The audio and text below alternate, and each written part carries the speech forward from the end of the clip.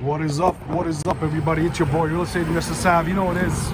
We are outside the Palette House, and we are done with framing our interior walls. I just want to give you a quick walkthrough before we call for inspection over here. So, we've been working on the outside for the longest time.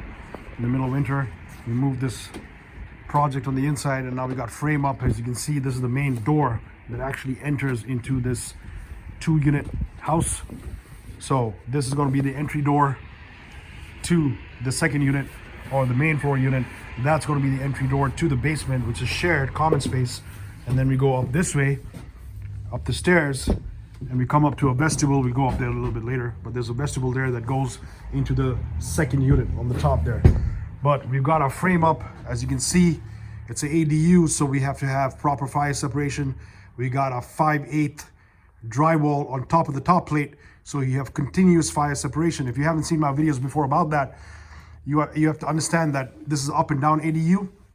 So the bylaw says that basically we have to have continuous and absolute fire separation. So how do we do that, right? We do that with 5/8 inch drywall on the ceiling, which is a 30-minute fire rated drywall. We have rock salt safe and sound going into the joist cavities there, the ceiling joist cavities. That adds, I can't remember the exact number, but another layer of fireproofing. But this is the most important part. But you got to think that if you do not put this, why do we do this? Why do we put this piece of drywall above the top plate?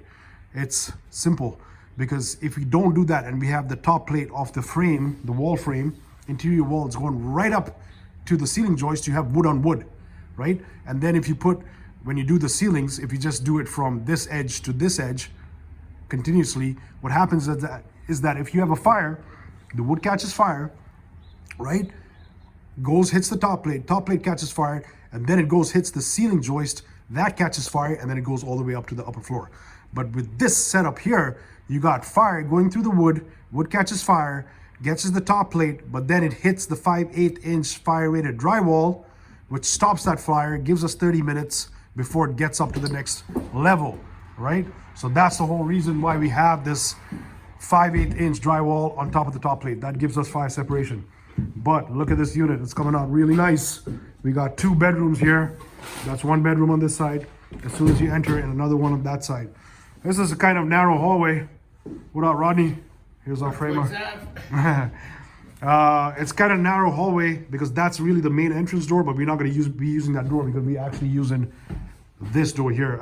At least that's what I would think the tenants would do, right? Because this is a bigger door, and you come up into this open kitchen dining concept. So this is all going to be kitchen right up over here up to this point, and that's going to be a living dining area. It looks so nice. TV up over there, if you can imagine it. Once that window gets blown out, you get a whole lot of light, and another window over here as well, plus that door.